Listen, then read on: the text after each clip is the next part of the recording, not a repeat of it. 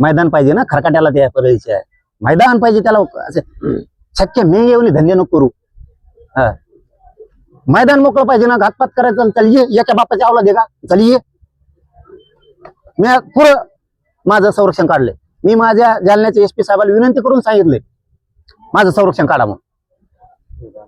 तुम्ही ये तुला का व्हायचं तवा असले नको रे हिजडे धंदे करू याला पाठवून त्याला पाठवून घातपात करायला लाव आणि आता त्याच आरोपीच्या तोंडून पुन्हा वकून घ्यायला लागला आणि फक्त आमच्या दोघांचेच नाव घेतोय